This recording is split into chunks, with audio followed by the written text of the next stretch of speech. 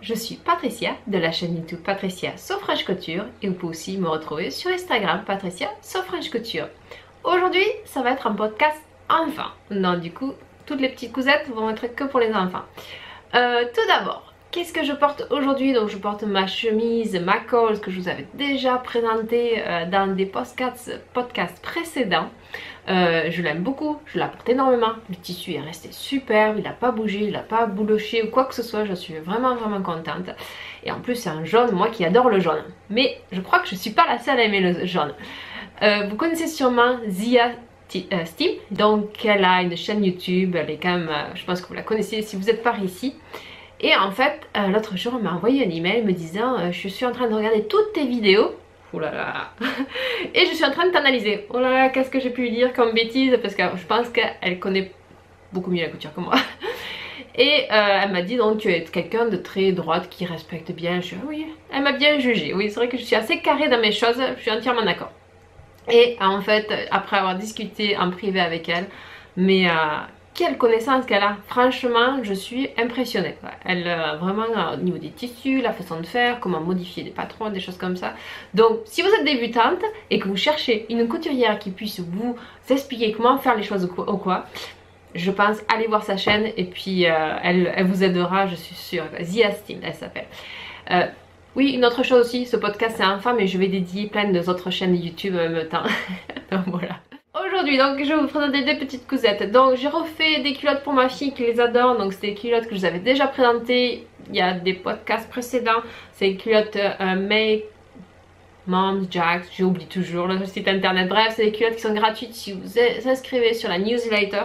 Donc je l'ai fait avec des chutes de tissu. Donc ça c'était du jersey. Pareil, je mets toujours du spandex en fait. Donc le spandex c'est comme le lycra, c'est très extensible, ça revient. Donc pas d'élastique, c'est vachement bien. Donc au niveau de la ceinture et au niveau des jambes ici, je lui ai fait une petite peinture parce qu'elle aime bien savoir où est l'avant de l'arrière. Parce que oui, nous en tant que couturière, on sait très bien que le raccord de l'arrière, ça va à l'arrière. Mais les enfants, bon, ils savent pas. Donc elle voulait une petite... j'ai fait un petit pochoir à ma machine de découpe. Et puis après j'ai peint avec la peinture faite pour tissu. Pour coudre toutes mes coutures, en fait, je fais un surjet 4 fils, tout simple. Et en fait, j'utilise du fil mousse. Donc, j'utilise des fils mousse dans les deux boucleurs. Si je peux, je vais essayer de vous faire des petites vidéos par rapport à ma machine, ma surjeteuse et ma recouvreuse. Parce qu'on m'a posé beaucoup de questions, comment je fais ça ou ça. Je ne connais rien à autre chose que les Babylock. Donc, si vous me posez des questions sur les autres machines, je ne sais pas comment régler la tension des fils parce qu'il n'y a rien qui se règle sur celle-là. Bref, j'essaierai de faire des petites vidéos pour vous expliquer comment je mets le fil mousse dans mes boucleurs. Donc ça c'est la petite cousette. Je vais plus les remontrer, vous en remontrer d'autres. C'est la dernière que je vous montre parce que j'en fais beaucoup, elle les aime beaucoup. Et au fur et à mesure qu'on jette ceux du commerce, j'en fais de celle-là. Donc je pense que la dernière fois ça sert à rien que je vous rabâche, je vous... Bref, la deuxième c'est pas vraiment une cousette, je vous l'avais déjà montré quand j'ai fait sa robe merci en fait pour aller à l'école pour faire son concert de fin d'année. Elle devait avoir un t-shirt blanc donc je lui avais cousu ce t-shirt blanc, je vous l'avais déjà montré. Par contre son t-shirt c'est vrai que maintenant elle a fait son concert de fin d'année et qu'on l'a maintenant sur le truc un t-shirt qui est blanc qui est assez basique. Donc elle m'a demandé si je pouvais lui faire mettre un flex dessus, j'ai apprécié et puis je l'ai fait. Et donc du coup voici le petit flex que je lui ai fait dessus. Et en fait mon but c'était de vous montrer, donc je pense que vous connaissez Sonia de So You Later, je vous mettrai le lien en dessous si elle m'avait envoyé dans des papiers pour faire du flex et puis moi je viens d'envoyer, on s'est fait un petit échange, bref. Et j'ai voulu essayer, donc là j'ai vraiment utilisé les différentes marques de flex. Elle les achète chez Transfer ID, je crois que ça s'appelle ID. Et moi je les achète à McCall's et donc du coup j'avais acheté, alors il y a les deux marques principales que nous on a ici au Canada, c'est Cricut et Sitter, je vous remarquerai, je sais jamais comment ça s'est dit. Et donc du coup voilà, donc je vais vous expliquer un petit peu. Donc là c'est le Flex Transfer ID, très joli, donc c'est un rose un peu doré, pardon c'est un doré rose et je le trouve très joli. Elle m'a envoyé celui-là aussi qui est très joli, donc il a des paillettes dessus. Et celui-là c'est Cricut ici et le noir ici c'est Sister peut-être Sister. Les Transfer ID, les deux ici, moi je j'ai pas de presse, donc du coup je le fais avec le fer à repasser. J'ai eu beaucoup de mal parce que vous avez donc un papier où c'est que vous avez votre flex qui est fait dessus, où c'est que vous devez le coller sur votre t-shirt. J'ai eu beaucoup de mal à les décoller de sur les t-shirts. C'est vrai que j'ai trouvé très très dur à les décoller. Mais par contre, c'est aussi je faisais plusieurs étapes en fait de flex. Donc du coup c'est vrai qu'on peut pas chauffer directement pendant 30 secondes ou 25 secondes comme normalement si on fait un flex qui est d'une seule couleur. Donc c'est vrai que je le laissais que 10 à 15 secondes et j'avais beaucoup de mal à l'enlever. Par contre je trouve que une fois qu'il y est, il y est. On a vraiment l'impression presque comme si c'était la peinture. On voit vraiment pas, si on passe son dos dessus, vraiment on peut pas l'arracher avec nos ongles ou quoi que ce soit. Je trouve que les flex, les papiers donc pour ceux qui sont Cricut, donc ceux-là ici, par contre ça je sens bien que là tu vois là, vous voyez pardon la pointe de l'oreille là je peux la sentir et au fur et à mesure je trouve que c'est pas les Cricut. Ils sont beaucoup moins chers que les scissors, je sais plus. Bref, ils sont beaucoup moins chers que les autres, ils sont à peu près moitié prix, mais je vois vraiment la qualité de la différence par rapport entre tous. Et après les autres, c'est vrai que les autres c'est pareil. Comme les Transfer ID, les autres, ils sont moins jolis. Je trouve qu'ils ont moins des couleurs, je trouve très jolis ces deux couleurs. Autant l'un que l'autre, autant qu'ils soient brillants ou pas. Je trouve qu'ils s'incrustent bien, comme les noirs ici. Je trouve que les Transfer ID sont bien. Et puis les couleurs... franchement ça ressort super bien. Donc voilà, elle est très contente. C'était juste pour parler ce que j'avais fait. La machine de découpe, cette petite licorne je l'avais achetée, je me souviens plus. Si je retrouve le lien je vous mettrai en dessous. Donc j'avais acheté, je crois que j'avais acheté $1 je crois. Il y en avait une quinzaine de différents dessins de flex à faire. Donc voilà. Parlant de la Cricut, donc en même temps, donc c'était son anniversaire le 24 janvier. Donc j'ai voulu lui faire donc une petite carte d'anniversaire pareil. Donc c'est... Voilà, les petites enveloppes on fait directement par rapport à la taille qu'on a. En ce moment sur Canvas Workspace, donc du coup c'est l'application que vous utilisez quand vous utilisez votre Scan and Cut. Il vous donne en ce moment plein de cartes pour la Saint-Valentin qui va arriver bientôt. Donc du coup j'ai utilisé la carte déjà préfaite. Moi je suis pas très... faire des dessins ça me dérange pas, mais bon faire des cartes. Bref, j'ai utilisé le modèle qui avait directement pour une Saint-Valentin, mais je l'ai transformé en la carte d'anniversaire pour ma fille. Donc du coup j'ai fait la carte, j'ai découpé, j'ai utilisé directement. C'est une carte qui se sort directement et puis il y avait les petits mots pour le bon anniversaire. Puis voilà, c'est pour ça qu'il y a des petits cœurs parce que c'était pour la Saint-Valentin. Voilà pour les petites cousettes. Maintenant on va rentrer dans le gros du sujet. Elle l'avait vu dans le magazine de Burda décembre 2020. À la fin vous avez les différents patrons qui vont sortir dans le mois prochain. Ils en mettent quelques modèles un peu exprès pour faire acheter le magazine, bref. Et donc du coup elle avait vu cette robe qui était très jolie pour petite fille, le petit béret. Et ça l'avait plu. Donc quand j'ai reçu le magazine tout de suite, elle m'a dit oui bien sûr maman, je veux que tu me le fasses. Donc c'est dans le Burda de janvier 2021. C'est le modèle 120. Pardon, modèle 130 et ils le disent en niveau 2. Je trouve quand même ce patron là, même avec mon expérience, je trouve au niveau 2, j'aurais été sur niveau 3 parce que je trouve quand même c'est un peu, c'est assez particulier. Donc je vous mets le schéma technique. J'ai fait quelques modifications par rapport au tissu que j'avais. C'est pas que le patron n'allait pas quoi que ce soit, c'est juste que c'est un tissu avec des gros carreaux. Et là par contre la petite fille elle a du Prince de Galles, donc du coup c'est un tissu à mélange à Prince de Galles, ça allait mieux comment ils avaient fait. Donc ils avaient fait des découpes princesse je crois que ça s'appelle, donc sur le côté. Et moi avec mes gros carreaux je me suis dit je vais essayer de raccorder, même si les raccords sont pas jolis, ça va faire moche. Donc je voulais quand même garder mon devant en entier, mais je voulais garder cette jolie forme qu'elle avait cette petite robe. Donc ce que j'ai fait, j'ai trouvé, donc il y a une québécoise qui, Diane Diesel s'appelle, je vous mettrai le lien en dessous. Donc je pense qu'elle est professeure de couture si je ne me trompe pas, et elle fait donc des vidéos en anglais et en québécois, en français. Et elle est franchement, elle a une connaissance impressionnante quoi. Vraiment et là elle avait fait une vidéo, donc elle est en anglaise par contre, comment, mais elle a fait l'opposé, comment d'un patron normal en fait, de haut normal, pour pouvoir faire vos découpes princesse en fait, et comment, où est-ce que vous mettez les pinces et tout ça, où est-ce que vous rajoutez.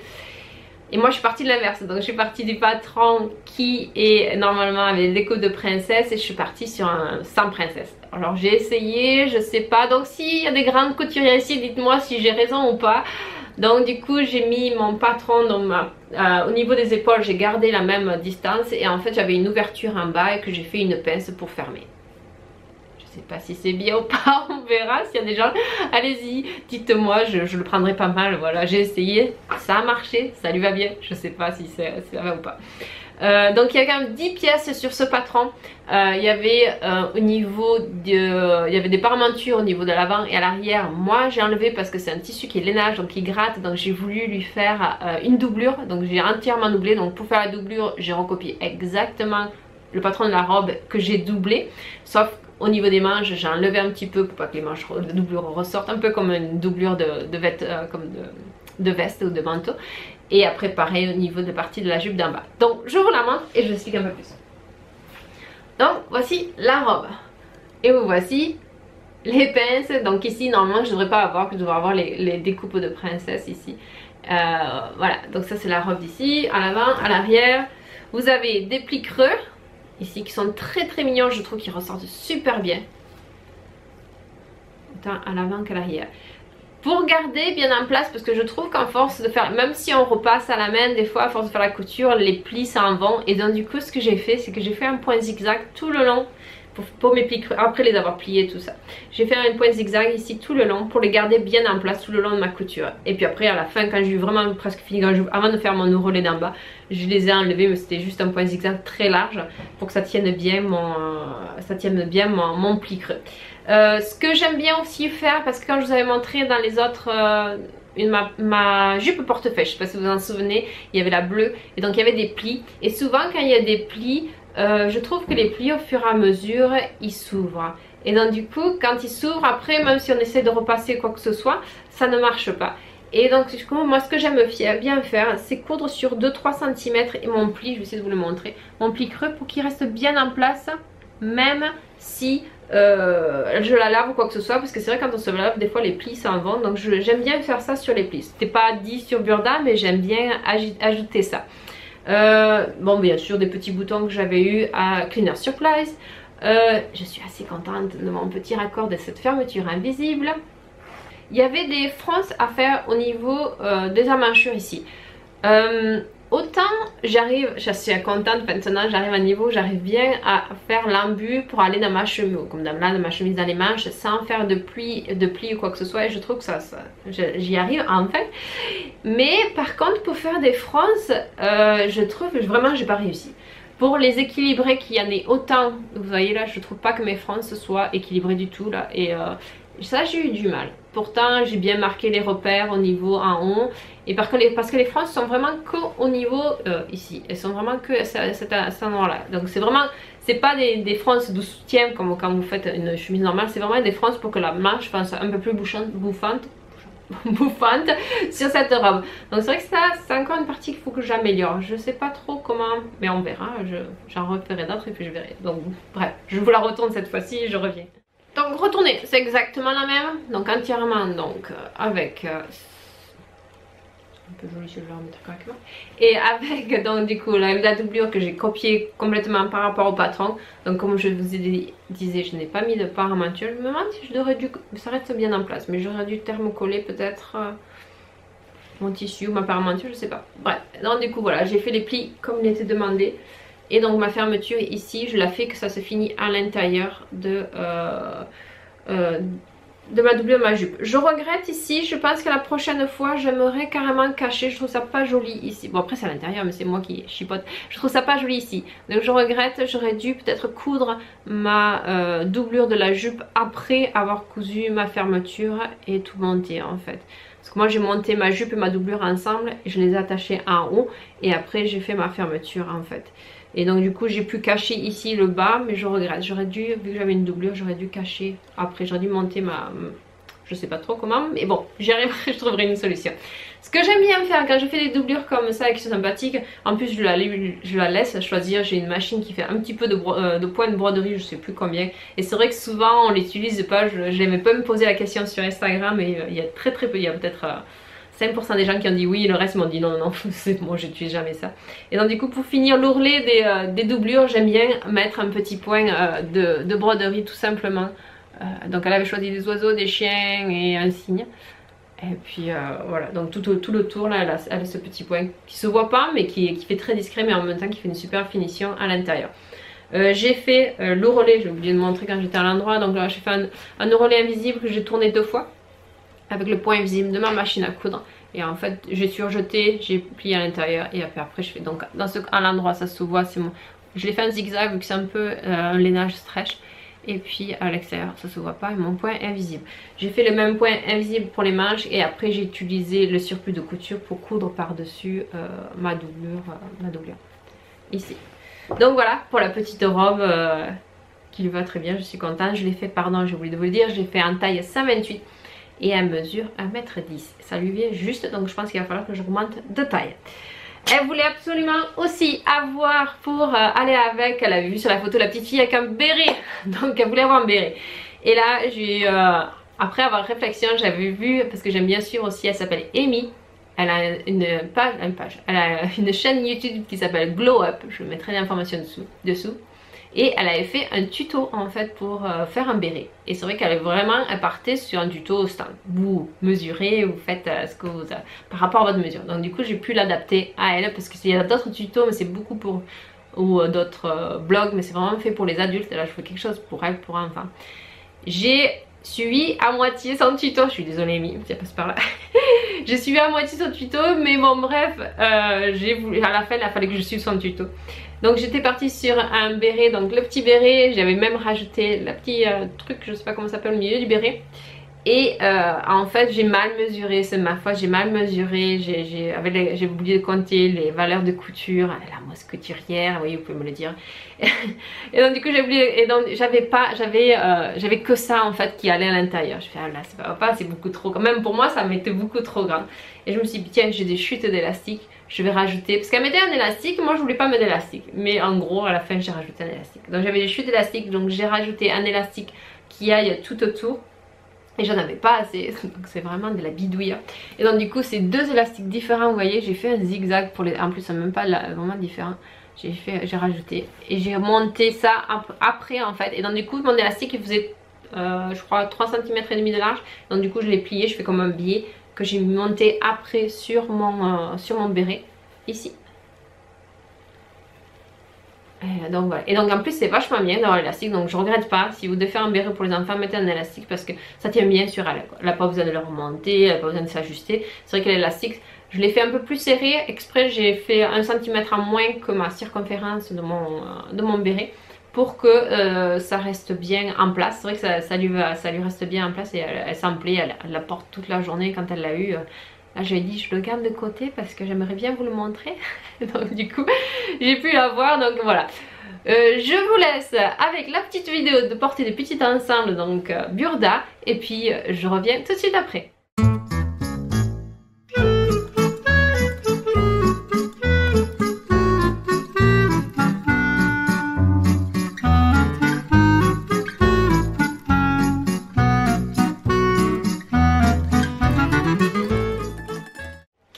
En train de coudre. Tant qu'on y est dans les coussettes à enfants, elle voudrait une robe. Donc j'avais acheté ce tissu là, je vous avais déjà montré de l'organza. Et là dernièrement je pense que elle passe trop de temps sur Instagram, ou peut-être moi aussi. Elle a vu sur le site, le Instagram de Chanel, en fait ils viennent de coudre des tutus pour l'Opéra de Paris. Ils sont magnifiques, des super tutus noirs à des petites paillettes. Et moi je lui dis non je refais pas le tutu à plat là, ça prend trop de temps et puis non j'ai pas envie de refaire ça. Et puis par contre je lui dis si tu veux je peux te refaire mais le tutu, mais bon un tutu qui tombe un peu plus long, un tutu long qu'ils appellent. Donc on va partir sur ça et là j'étais en train de regarder parce qu'il me faut du tulle, il me faut plein de choses. Je regardais où est-ce que je mettais quoi. Donc là c'est ce que j'étais en train d'essayer, ce que vous voyez sur le mannequin c'est pour ma fille, pas moi. Et donc voilà pour ce que je suis en train de coudre aujourd'hui. Je voudrais rajouter, tant que je suis dans les podcasts enfin. Ma fille est quand même très timide et c'est vrai qu'avec ce confinement depuis la dernière, et nous on est de nouveau en confinement depuis le mois de décembre, donc c'est vrai qu'elle voit pas grand monde. J'avais commencé mes vidéos l'année dernière et elle me voyait en faire des vidéos, elle a été, je veux faire comme maman, donc elle a voulu faire des vidéos. Je l'ai encouragée parce que c'est vrai que de parler derrière une caméra, même si vous derrière votre écran, c'est pas évident. En plus il faut se montrer, il faut parler, il faut savoir qu'est-ce qu'on va dire, il faut éviter de faire trop des A. Bref, donc elle voulait les faire, donc j'ai dit oui vas-y fais-les. Et donc du coup moi après j'ai fait des montages parce que c'est vrai qu'elle a beaucoup de temps mort en fait quand elle parle. Et donc voilà, je vous laisse sa chaîne. J'ai quand même fait j'ai enlevé les commentaires, je ne veux pas qu'elle ait des commentaires désagréables ou quoi que ce soit. Mais si vous voulez vous abonner à sa chaîne, ça lui fera super plaisir. Ça s'appelle Les Histoires d'Amélia. Et elle vous raconte des histoires où elle, je sais pas, elle fait des trucs. Mais bon, bref, c'est vraiment une chaîne rien de bien extraordinaire. Vous n'allez pas la prendre grand chose. Mais c'est pour elle, je trouve que ça lui a permis d'être moins timide par rapport à parler avec les gens. Et en plus, ici, on est quand même je suis dans une province qui est anglophone, donc elle parle plus qu'en anglais que ce qu'elle parle en français. Elle parle juste avec moi en français ou avec sa grand-mère. Donc c'est vrai que ça lui permet aussi d'évoluer en français, parce que je veux quand même qu'elle le garde son français, qu'elle puisse donc ça lui permet de pratiquer son français, de s'exercer en français. Et donc c'est un bon exercice pour elle, donc elle s'éclate. Elle en fait quelques-unes de temps en temps. Donc voilà, donc ce serait gentil pour elle, si vous voulez bien vous abonner. Les petites pouces, c'est toujours plaisir. Et pour moi aussi, hein. Attendez, il n'y a pas que elle. Hein. N'oubliez pas de vous abonner à la mienne aussi. Mais bon, voilà pour le petit podcast. Enfin, je vous fais de très très gros bisous. Je vous dis à très bientôt. J'ai déjà des cousettes de prévues pour adultes cette fois-ci. Et à bientôt. Bonne cousette. Ciao, bisous.